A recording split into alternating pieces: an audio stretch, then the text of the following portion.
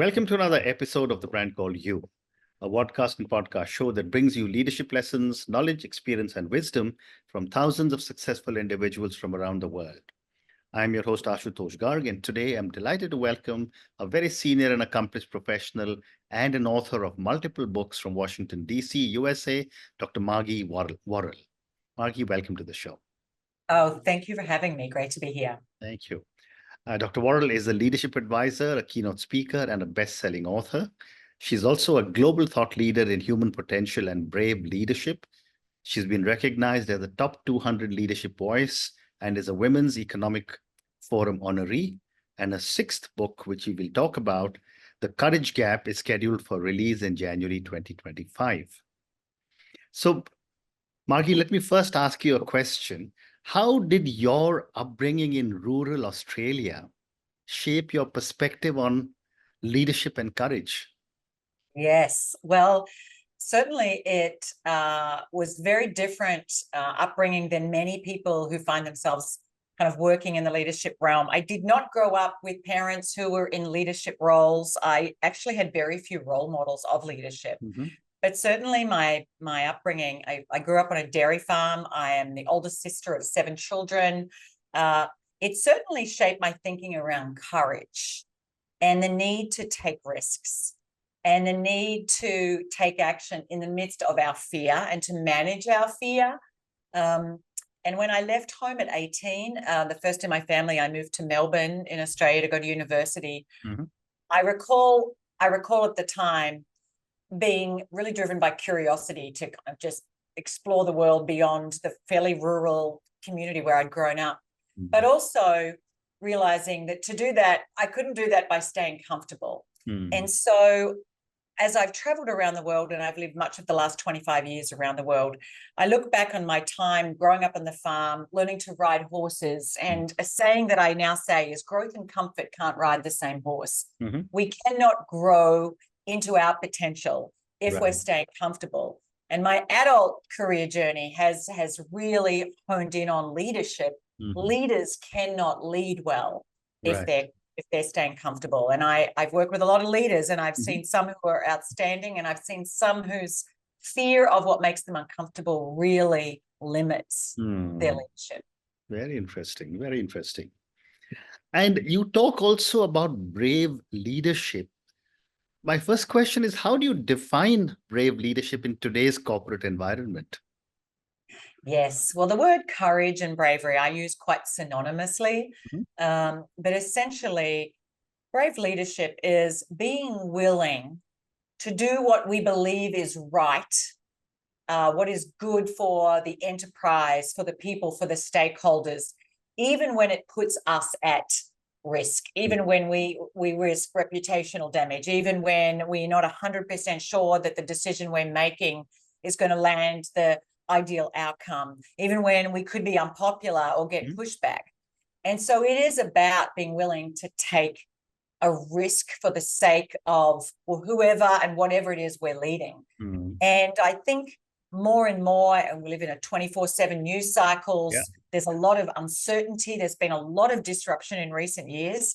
I think we've seen a deficit of courage in leadership as leaders become quite risk averse often, because there is a complex risk landscape. You know, there are so many factors to be beyond just leading their actual business or organization. You know, socio-geopolitical factors, hot button social issues. So I think it takes a lot of courage to lead well in the current business environment and the current environment globally, politically as well. But I think we need it more than ever. Absolutely. But the other question I have then is courage. How would you differentiate courage from taking risks and being foolhardy? Yeah, great question. I see courage as really having 2 core components. One is the management of fear. Sometimes we can become very afraid of things, and sometimes we're afraid of the wrong things. Sometimes we're so afraid of getting something wrong in the short term that we're not actually taking the steps and innovating and forging new ground to learn more that put us in a better position in the long term. So one is the management of fear. The second is the willingness to take action in the presence of fear. And if you think about courage through that lens, that our ability to, one, be able to discern which are the most legitimate risks. Not all risks are created equal. Sometimes I think in the last few years we've lost. There's certainly many people have lost the ability to calibrate risk accurately. We're anxious about everything, and actually we don't need to be anxious about everything. Some things are greater dangers and we're more vulnerable to.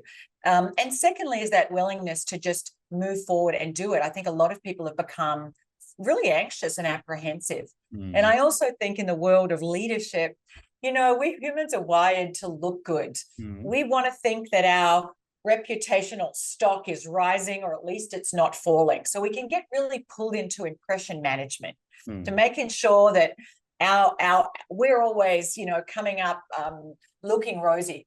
And we have to be careful that our focus isn't just on how good we look, but on how fast we're learning, on the value that we're adding and the value we're unlocking through other people around us.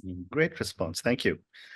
And based on all the work that you've done, what are some of the common barriers that prevent people from reaching their full potential? Well, there is many barriers. Obviously, there are many external barriers. And, you know, you live in India, you see all around you, there is massive economic disparity. There are some people that are born with just more opportunity than others, access to education, access to resources, to networks, etc. So there is no question that there are external barriers that people have to face. However, I think the biggest barriers are internal. For the majority of people, I'm sure, that are listening to this podcast, it is in our own heads. It's what sits between our own ears. Correct. It's how we perceive the world around us. It's how we perceive our ability to impact change, to achieve things, to do the things that we want to do. And so I really think getting our mindset in the right place, because when we have the right mindset, when we are purpose-driven, when we're willing to take risks, when we have a growth mindset that's willing to go through the learning curve, then 1,000 right behaviors flow from that place. Well said. Well said. And Margie, what role does vulnerability play in brave leadership? I think vulnerability is foundational to courage and to leadership. Of course, often when we think of vulnerability, we think, well, we don't want to be vulnerable. We need to shore up against vulnerabilities. Correct. And that's true. We need to be looking at the external landscape and making sure that we are doing what we can to mitigate against risk and vulnerabilities. But I also think there is our internal vulnerability, our fear of us appearing like a failure, of us appearing weak. And when we are comfortable with our own vulnerability, because there will always be external vulnerabilities and we'll always have internal vulnerabilities, but the more we can embrace our innate vulnerability, we are vulnerable to external forces beyond our control and to the lower instincts of human nature. When we are able to really embrace that, to make peace with that, it actually enables us to take more effective actions. We develop greater self-awareness. We can be more constructive.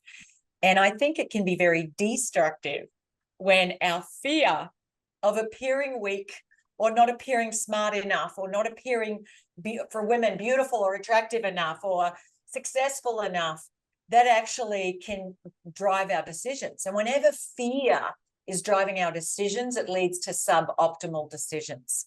And so I know for me that the leaders that I work with that are the most inspiring, the ones that have the strongest followership, that people really, that build enormous trust, people want to follow, they do not portray themselves as invulnerable. They do not portray themselves as perfect. They would never say they know everything. They're willing to own their fallibility and their humanity and their vulnerability, but be really focused on what matters most and focused on bringing the best of themselves to the challenges and to the opportunities ahead of themselves. Very well said. And my next question is, how important is self-awareness when it comes to leadership? And how can individuals aspiring to be leaders develop self-awareness? Great question. So if we think about self-awareness, what is awareness of the self? Breaking that down. There's a lot of talk in recent years around mindfulness.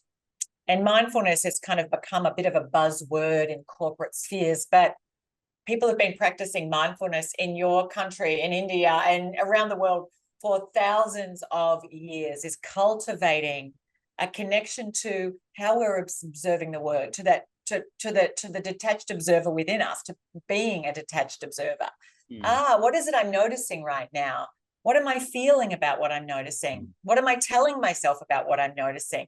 How am I feeling within myself? I've just noticed that person said something and it's really triggering me. I'm angry, I'm jealous, I'm feeling vindictive, whatever it is. But when we can cultivate that observer of what's going inside of us, paying attention to what we're paying attention to, paying attention to how we're feeling, to what we're even telling ourselves about how we're feeling, that enables us to then go, is this serving me? Is this not serving me? How else could I look at this situation? What else could I be telling myself? And so cultivating self-awareness starts by paying attention to what you're paying attention to tuning into yourself into yourself physically. Like, what am I feeling right now? I've got some butterflies in the belly. Yeah. I'm nervous, I'm excited, I'm angry, I'm uptight, I'm feeling. And the more we can kind of tune in and become conscious and make what's unconscious conscious, that enables us to respond from a place of intention versus from an instinctive default mode. And, we humans are wired for safety. We're wired for self-protection. So if we're not cultivating self-awareness, we can always be responding from a reactive mode versus responding very mindfully, very consciously. Great. And, we've spoken about vulnerability, we've spoken about self-awareness, and therefore my third question is, what are some steps to be able to cultivate courage? Courage. Courage, as Aristotle said, courage is the virtue that makes all others possible. So courage, I said earlier, courage is both the management of fear and it is the willingness to take action in its presence. So I think just starting with the management of fear, what is it that we're afraid of? Noticing what you're feeling afraid of. I'm afraid that if I try this, I'm going to fail. I'm afraid that I'm going to make a fool of myself if I get up on stage. I'm afraid that if I reach out and extend that invitation or make that ask, I'll be rejected. Often we're not even tuned in to what is it that's really, what is that deeper fear that is pulling invisible strings. So just tuning into what is it I'm afraid of? Why aren't I doing the very thing that I could be doing? Secondly, noticing where fear is in your body and breathing in. We can regulate fear. Obviously, we have autonomous and parasympathetic nervous systems, and fear embeds itself in the body. It starts in the brain, but embeds in the body. So just noticing, where fear may be in your body. But then I think when you look around and you ask yourself, what is it that I really want? What is it that I want to change? What is it that I want to achieve? And what is it that I need to do that? And often fear will kick in. The fearful self within all of us will kick in and go, don't reach out, don't try. So we have to turn fear into our ally and ask ourselves, what is it I need to be afraid of if I don't do this? Where is it? What is it that I'm putting at risk? What is it that lays at stake if I am not stepping forward, if I am not speaking up, if I am not being the leader that I want to be right now? Right. Because our brains are twice as sensitive to what could go wrong than what might go right. And finally, recognizing courage is a learnable skill. It's like learning the piano or learning to speak Japanese. The more you practice it, the stronger you get it at that skill. Yeah. And so recognizing that every single time you choose to step forward and take action amid your fear and amid the risk, you are building that muscle. And so even if it is a really small thing, even if it is simply extending an invitation to someone, saying no to something, even though you might hurt someone's feelings, maybe speaking up in a meeting, even when part of you is worried you're not going to say something that sounds smart enough. Every time you do that, you're building that muscle. And so we can behave our way into feeling braver. But most of all, I would say, don't wait to feel brave. Don't wait to feel courageous before you take the actions that a courageous person would take. Great response. So I've got one more question relating to leadership, and then I want to move to your book. How do you see the concept of brave leadership evolving in the next few years? I think it's becoming much more human-centered. Mm. So research by McKinsey found that the best CEOs set a bold vision. They're very bold in the vision they set for their organization. And there's no doubt that having a bold vision is really important, raising the sights, galvanizing everybody behind purpose. But I think this concept of brave leadership is also becoming far more about us as people. Where do we need to show up more authentically? Where do we need to bring more of who we are in our full humanity to the conversations we have, to the people that we're leading, to the people that we're living with? And it's less about the external enterprise. Well, that's still very important, actually. Let me reframe that. The external endeavors that we're doing are very important. We need to have that bold vision. Yeah. But looking at it from an internal lens of, how do I need to show up more authentically? How do I need to be more authentic in how I connect with other people? Where do I need to reveal a little bit of who I am beyond the persona and the mask of the role that I'm in and the title that I have as a leader? Well said. So Margie, let's now talk about your books. And I'm going to ask my viewers and listeners to check out all the books just behind Margie on the screen. Margie on the screen, my apologies. But you got a new book coming out, which is The Courage Gap. Tell me a little bit about The Courage Gap and what can readers expect? I was just trying to point to it, and my screen was reversed.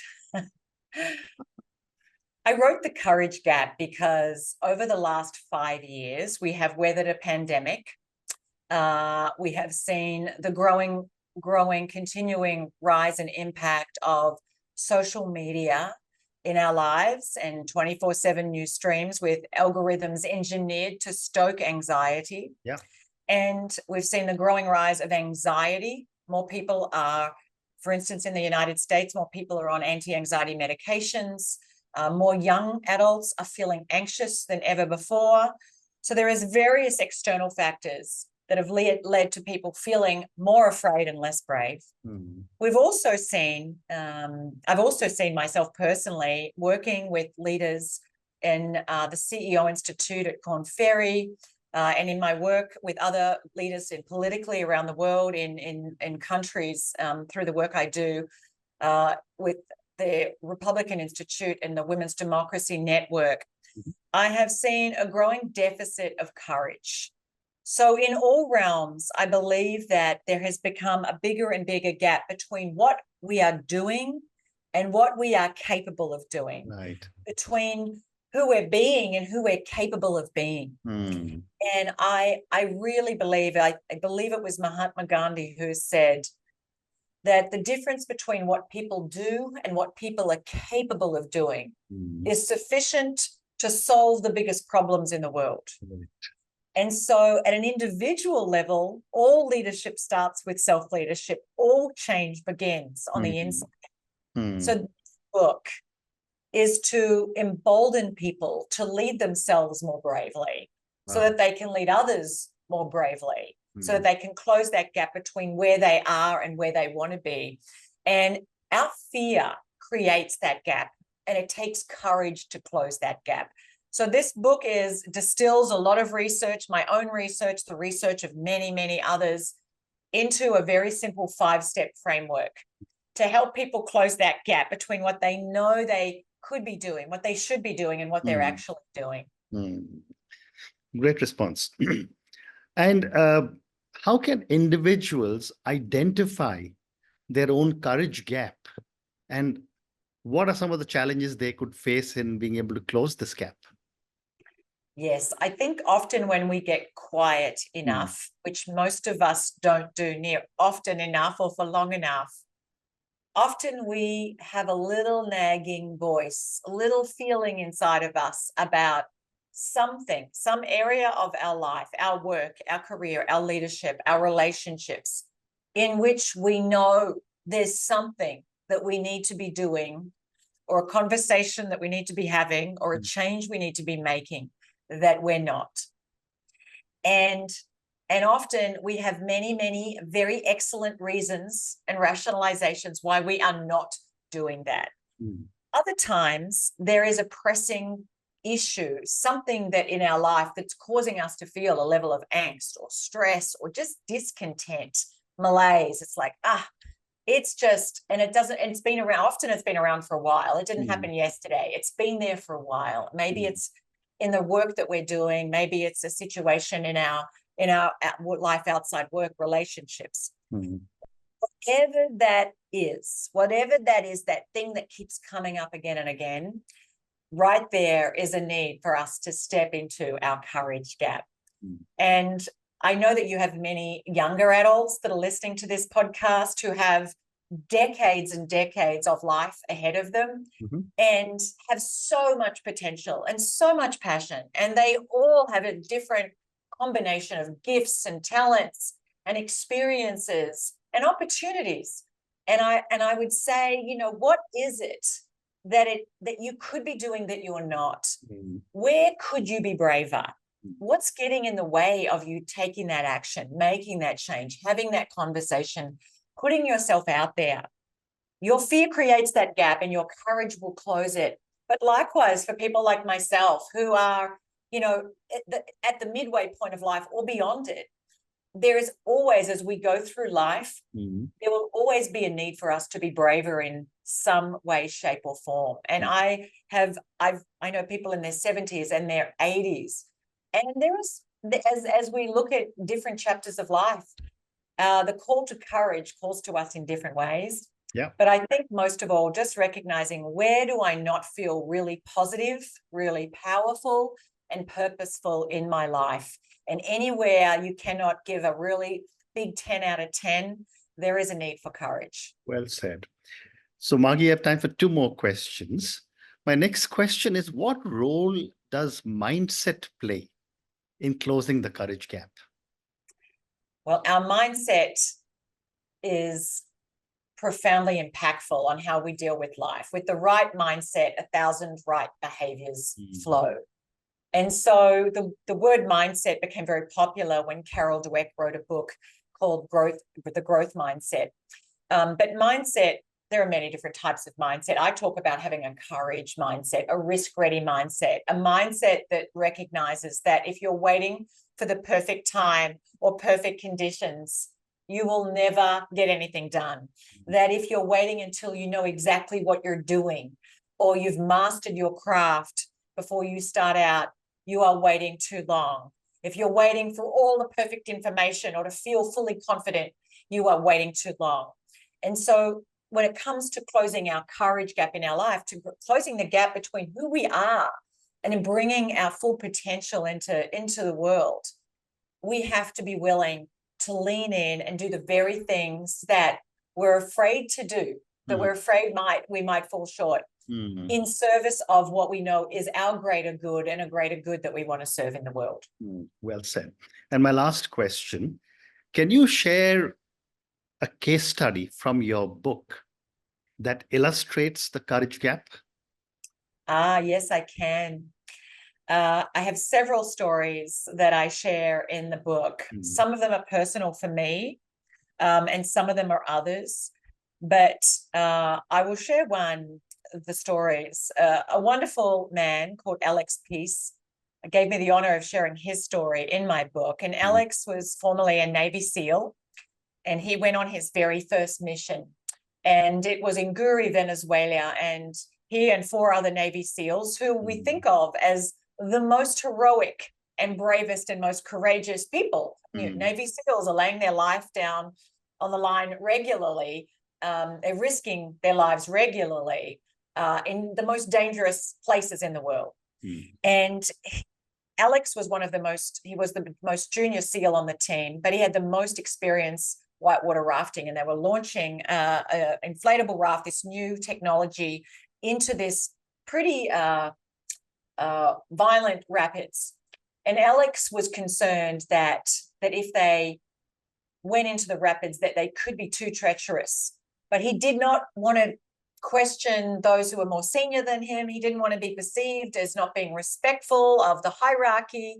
He certainly didn't want to be perceived as cowardly and not having the guts to go in and launch this inflatable raft into these rapids. And so he didn't say anything. They launched the raft into the rapids, and it was immediately capsized. They were all submerged and pulled under. They were fighting for their lives. They came up for air, just ahead of even more violent rapids downstream. And just as they were kind of doing that, they got pulled in again. It was very tumultuous. Eventually downstream, they all came up, all four of them came up, but one of his fellow SEALs didn't. And it took 3 days until they found the body of his fellow SEAL. I shared that story because Alex shared it with me with incredible vulnerability, because he looks back and recognizes that it was his ego, his fear of appearing like he wasn't brave enough, of him seeming like he wasn't respectful enough, of him wanting to be accepted by his fellow more seasoned SEALs, that kept him from just raising his concern. And I share that story because so often our ego, our wanting to protect how we want others to see us, to impress people, keeps us from engaging in the very conversations we need to have. And even the bravest among us, which I would put Navy SEALs into that category, are still vulnerable to our ego and to our fear in some way, shape, or form. And sometimes laying our vulnerability on the line is an act of courage, even that can be even more terrifying than laying our life on the line. What an amazing story. Thank you for sharing this. And on that note, Margie, thank you so much for speaking to me about your own amazing journey. Thank you for speaking to me about human potential, brave leadership, and your forthcoming book, The Courage Gap. I think my big takeaway from all the points that you gave me, whether it's on human potential or brave leadership or the courage gap, is that the biggest barriers is between our 2 ears of inside us. You covered a lot of ground on both the topics of leadership and courage. We also spoke about vulnerability, and we also spoke about self-awareness. All the very best for your forthcoming book. Thank you for speaking to me, and good luck. Thank you. Thank you for listening to the Brand Called You videocast and podcast, a platform that brings you knowledge, experience, and wisdom of hundreds of successful individuals from around the world. Do visit our website, www.tbcy.in, to watch and listen to the stories of many more individuals. You can also follow us on YouTube, Facebook, Instagram, and Twitter. Just search for the Brand Called You.